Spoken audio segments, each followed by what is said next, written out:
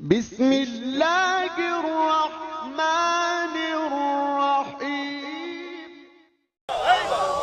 अगर आप कहते नहीं जी हम तो चाहते हैं कि तौहीन ना हो, तो फिर तौहीन शुरू कहां से हुई है? हमने तो हर मिंबर पे कहा है हम सहाबा की इज्जत करते थे, करते हैं और करते रहेंगे। अगर बात तौहीन पे आई है तो फिर तौहीन हर उस शख्स की देखनी पड़ेगी जो नबी को 40 साल के बाद नबी माने, वो भी मोहम्मद की तौहीन करता है। जो रसूल को दाई का दूध पिलाए वो भी नबी की तौहीन करता है। जो नबी को जबरील से पढ़ाए वो भी नबी की तौहीन करता है। आज कहते हैं जी सहाबा को गाली देने से, सहाबा की तौहीन करने से बंदा काफिर हो जाता है, उसे कैद भी हो, उसे सजा भी हो। तुम्हारे फैसले का खैर मकदम करता हूं कि जो सहाबी को गाली दे उसे सजा भी मिलनी चाहिए, उसे जुर्माना भी होना चाहिए, लेकिन तुम्हें अपनी किताबों से वो बंदा निकालना पड़ेगा जो जुम्मे के खुतबों में मिंबर पे बैठ के अली को गालियां देता रहा। हम कतई इस एतराज को अपने गले में नहीं आने देंगे। हमें पहले यह बताओ कि मियार क्या है।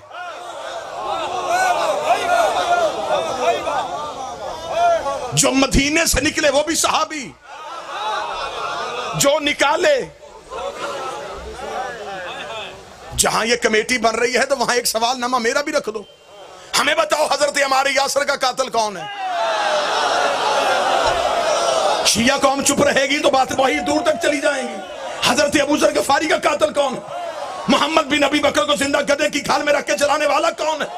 मालिक बिन नवेरा का कातिल कौन है? हमें बताया जाए हसन के जनाजे में तीर बरसाने वाला कौन है?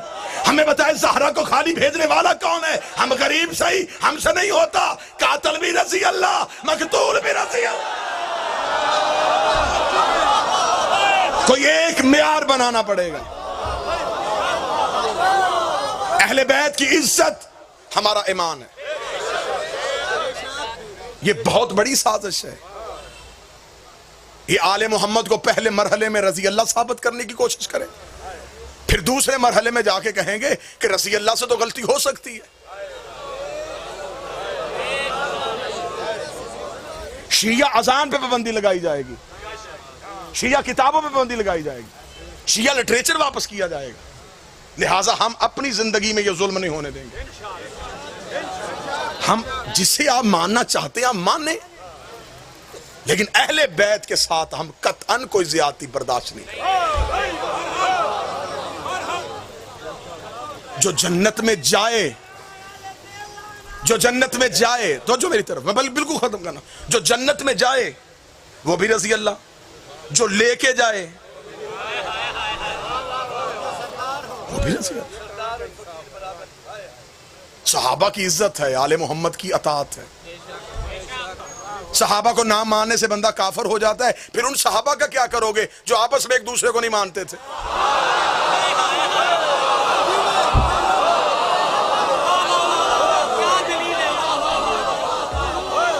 भाई जंगे जमल में कौन थे? सफीन कौन थे? ये मुसलमानों के ग्रुप आपस में लड़ रहे थे ना। पहले इनका फैसला करो। लिहाजा जिस तरीके से इस मुल्क में मराइल चल रहे हैं वैसे चलने।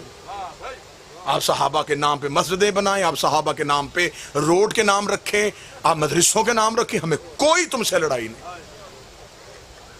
लेकिन कभी भी आले मोहम्मद की बराबरी सहाबा से हो ही नहीं सकती। आप सहाबा से मोहब्बत करते, पहले सहाबा से तो पूछ लें कि वो खुद अहले बैत से बराबरी करते थे। इसे कहते हैं शाह से ज्यादा शाह के वफादार बनना। भैया आप पहले सहाबा के आप सिपाही बन रहे हैं, पहले उनसे तो पूछ लें। अगर तो सहाबा ने जिंदगी में अहले बैत की बराबरी की है फिर आप करवाएं, लेकिन अगर आप कहें की है तो फिर किताबों से वाकयात कहां निकालोगे? जब एक बहुत बड़े बंदे के बेटे को मेरे मौला ने कहा तू मेरे नौकर का बेटा है,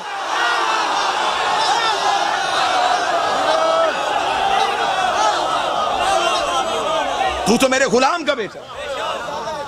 उसने घर जाके कहा था बाबा तख्त हमारे पास, हुकूमत हमारे पास, ये कच्ची हवेलियों में रहने वाले सैयद हमें नौकरों के बेटे कह रहे हैं। बाप ने कहा यकीन है, कहने वाला हसन ही था। ये वाकया किसी शिया किताब में नहीं लिखा, हाँ, को गलत फहमी ना बढ़े कि शायद ये शिया किताब में कोई वाक्य नहीं है। ये अहले सुन्नत भाइयों के यहाँ है। उन्होंने कहा कि मेरे मौला हसन से ने कह दिया था, उन्होंने कहा कि इससे क्या लिख के दे दे।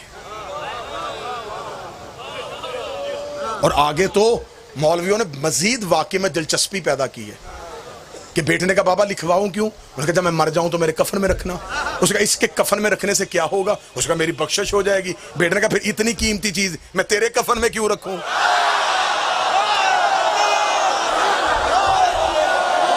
जब बख्शिश ही होनी है तो फिर मैं अपने कफन में रख ले।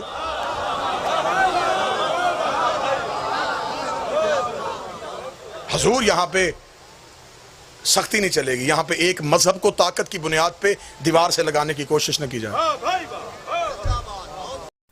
इस तरह की और मज़ीद वीडियो देखने के लिए प्लीज़ हमारे चैनल को लाइक, शेयर और सब्सक्राइब करें। शुक्रिया।